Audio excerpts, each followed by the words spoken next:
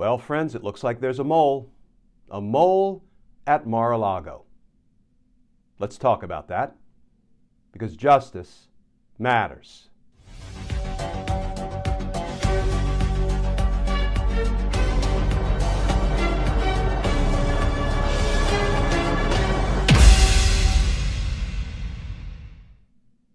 Hey all, Glenn Kirshner here. So friends, it looks like Donald Trump's Florida home, Mar-a-Lago, may have an infestation problem. No, I'm not talking about bed bugs or even mice. It looks like there's a mole at Mar-a-Lago. Here is the latest reporting from the New York Times. Headline: Justice Department intensifying efforts to determine if Trump hid documents. And that article begins, federal prosecutors investigating former President Donald Trump's handling of classified documents have obtained the confidential cooperation of a person who has worked for him at Mar-a-Lago, part of an intensifying effort to determine whether Mr. Trump ordered boxes containing sensitive material moved out of a storage room there as the government sought to recover it last year, multiple people familiar with the inquiry said.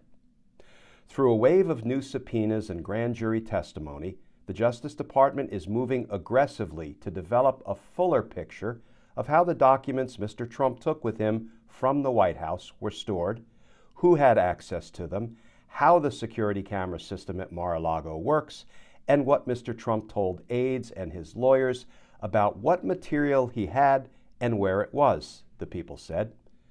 At the heart of the inquiry is whether Mr. Trump sought to hide some documents after the Justice Department issued a subpoena last May demanding their return. The existence of an insider witness whose identity has not been disclosed could be a significant step in the investigation, which is being overseen by Jack Smith, the special counsel appointed by Attorney General Merrick Garland. The witness is said to have provided investigators with a picture of the storage room where the material had been held. Little else is known about what prosecutors might have learned from the witness or when the witness first began to provide information to the prosecutors. So friends, if you're the target of a grand jury's criminal investigation, the last words you ever want to hear are, prosecutors have obtained the confidential cooperation of a person who has worked for you.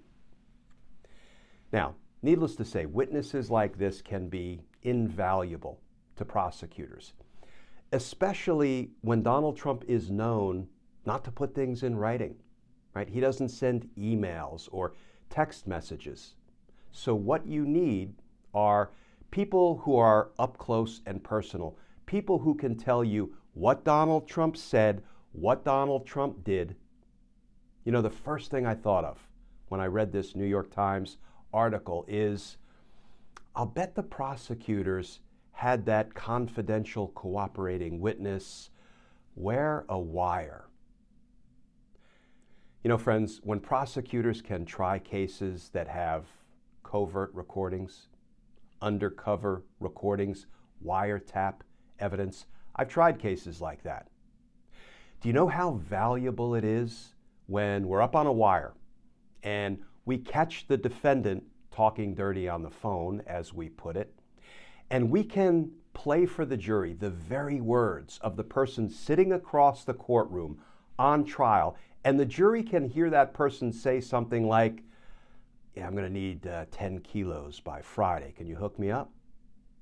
Or the jury hears something like, I'm going to need you to pay that guy a visit because I think he's running his mouth. Do you know how valuable that is? Those are what I call just press play trials.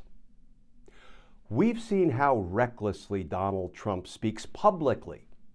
We've seen how recklessly he posts things on his third-rate social media platform. Can you imagine how recklessly he talks on the phone when he thinks it's just a private conversation, or how recklessly he talks down at Mar-a-Lago when, you know, he thinks he's talking with someone who's on his side, but then becomes a confidential cooperating witness for the prosecutors?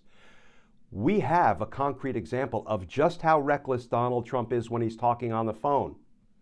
Remember after he lost the election in Georgia and he told then Secretary of State Brad Raffensperger, look, just find me 11,780 votes. Yet when he solicited election fraud in violation of Georgia state law, that's how reckless Donald Trump talks, particularly on the phone. Let me make a prediction. I suspect that when the case of United States of America versus Donald Trump goes to trial, and it will, we are going to hear multiple recorded conversations with Donald Trump, whether because a confidential cooperating witness was wired up or there were wiretaps put in place that captured his reckless conversations on the phone with others. We're going to hear covert recordings admitted into evidence, and it will be some pretty darn dramatic evidence for that jury to consider, I strongly suspect. And if that happens, that will be a very good thing, because justice matters. We are getting there, friends. We are. As always, please stay safe, please stay tuned, and I look forward to talking with you all again soon.